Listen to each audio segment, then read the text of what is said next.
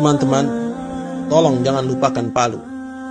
Jangan lupakan bahwa hari itu di tempat ini kita membaca berita gempa dahsyat yang mengguncang Palu.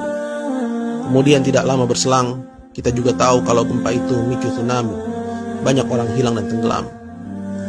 Lalu tiba-tiba kita dikagetkan dengan sebuah video amatir yang merekam sebuah hamparan tanah yang bergerak, pohon-pohon di atasnya berjalan. Ada sebuah rumah besar yang berjalan dan diikuti tiang BTS yang berpindah tempat. Kemudian kita melihat rumah satu persatu ambruk karena tanah di bawahnya yang berubah menjadi lumpur, dan orang-orang panik berlarian menyelamatkan diri dan keluarganya. Teman-teman, ingatkah bahwa saat itu kita mengira kejadian itu di pantai, air laut yang naik ke atas, tapi subhanallah, ternyata itu tanah yang mencair. Kok bisa? Percaya tidak percaya, video itu kita ulang berkali-kali, mata kita tidak berkedip, otak berputar, hati berdegup menghayati kengerian orang-orang yang mengalami kejadian itu di sana. Ya Allah, bencana apakah ini? Ada apakah dengan bumi? Teman-teman, saat ini waktu sudah berlalu semenjak peristiwa itu. Masih adakah kengerian itu di dada? Atau masih terselipkah rasa mencekam itu? Duhai teman, tolong, aku minta jangan lupakan Palu. Pada peristiwa itu Allah ingin kita melihat bukan melalui ayat-ayat sucinya, karena sedikit yang beriman dan banyak yang tidak.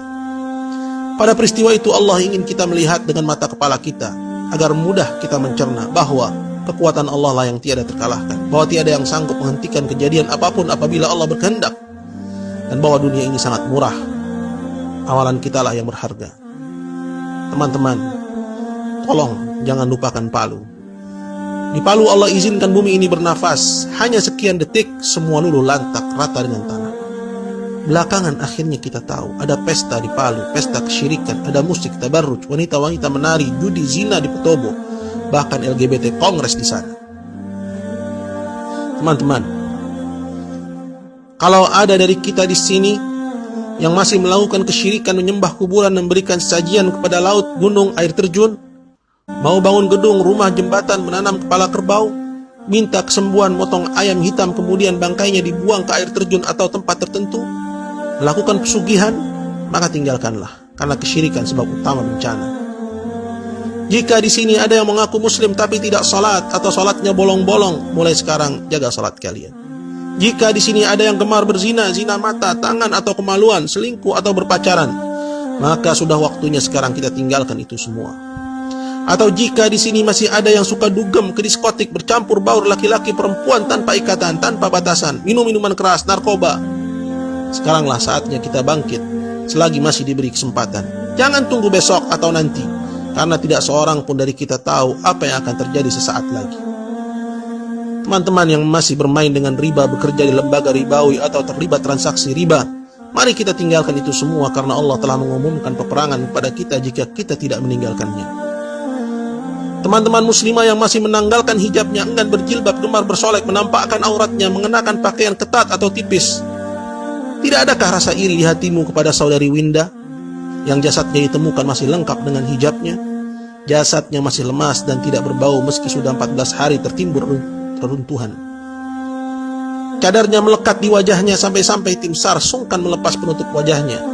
Dia mulia hidup dan matinya. Teman-teman, saya tahu yang paling berat memang meninggalkan musik. Dulu pun saya seperti tidak percaya bahwa Islam mengharamkannya. Tapi saat Allah jadikan kecintaan kepada Al-Quran di dalam dada, gandrungan kepada musik akhirnya banyak berkurang.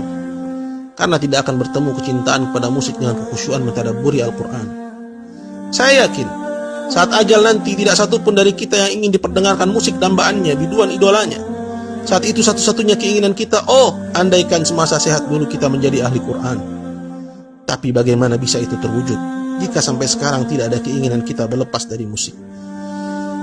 Teman-teman, tolong jangan lupakan Palu. Itu cara Allah menegur kita agar segera kita kembali kepadanya, bertaubat dari segala macam dosa, bersemangat mempelajari agamanya dan mengamalkannya. Ya Allah, kami tidak tahu harus sedahsyat apalagi teguranmu kepada kami jika gempa mengerikan di Palu kemarin belum juga menggugah hati ini, menggerakkan diri ini untuk memohon ampunanmu. Teman-teman, tolong sebarluaskan pesan ini dan jangan diabaikan. Semoga dengannya ada hati yang terketuk dan segera kembali bertaubat kepada Allah. Semoga Allah jauhkan kita dan negeri ini dari bencana dan musibah yang menghantui. Dan semoga Allah kembalikan kedamaian dan ketentraman di negeri ini sebagaimana masa-masa kecil kita dulu. Allah sekali-kali tidak membinasakan satu negeri dengan zalim. sedangkan penduduknya melakukan perbaikan-perbaikan. Maka sebarkanlah